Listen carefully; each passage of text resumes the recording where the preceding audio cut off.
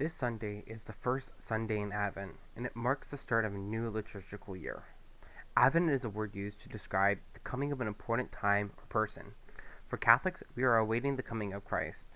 We don't just wait and prepare to celebrate the birth of Christ at Christmas, which is very important that we do this, but we also prepare our hearts for the coming of Christ at the end of time. In the Old Testament, we have centuries where people are awaiting the coming of the Messiah. They're waiting for him to come and save them. In the first reading from Isaiah, the people are begging God to return to them. They have become lost in their ways and look towards God to come and save them. The people of Israel were also in exile at this time, so they had no country to call their own. It felt like God had abandoned them. But even though they felt like God abandoned them, God had a greater plan. He planned to send his only son to die for them, and we will celebrate the birth of his son, Jesus, at Christmas. We also await the coming promise of Christ's second coming at the end of time. In the gospel for this weekend, Christ reminds us to keep watch.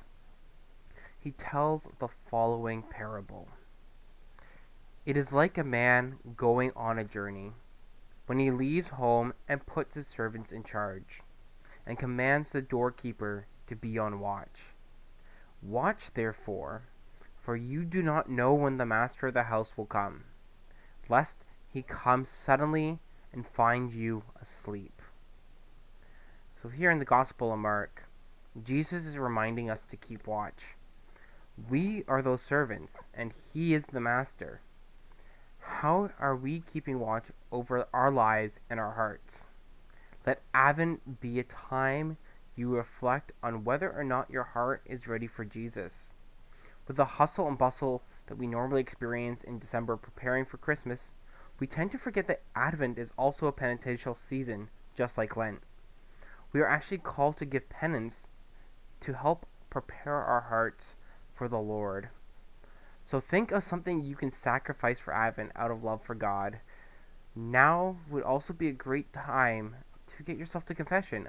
If you haven't, especially if you haven't been in a while, the sacrament of confession is the gift of God's love to us.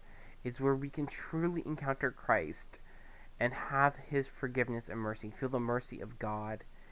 And as we prepare ourselves for Christmas, it's a great time and opportunity to also prepare ourselves through the sacrament of confession, through the sacrament of the Eucharist.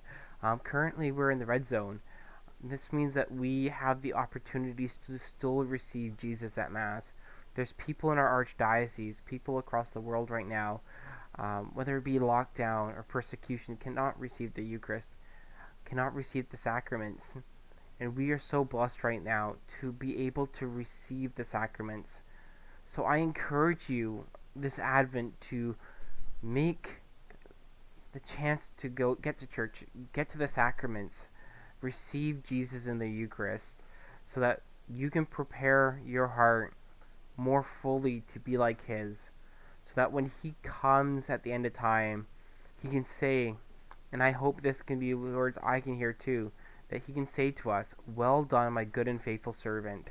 Enter into the joy of your master." So just, reflect on Advent, reflect on Jesus, reflect on the anticipation Israel had for the coming Messiah, and the anticipation that we can have for the coming of Jesus at the end of time. And let that Christmas celebration be a celebration.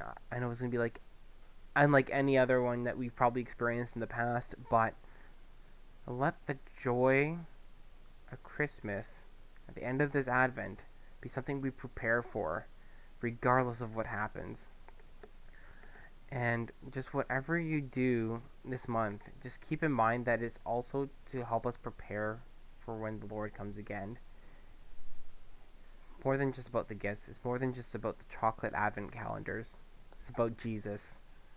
And let us pray that the Lord works through our hearts throughout this Advent season so that we can come to know him in a deeper and more profound way. Until we meet again, God bless, and please keep me in your prayers as I keep you in mine.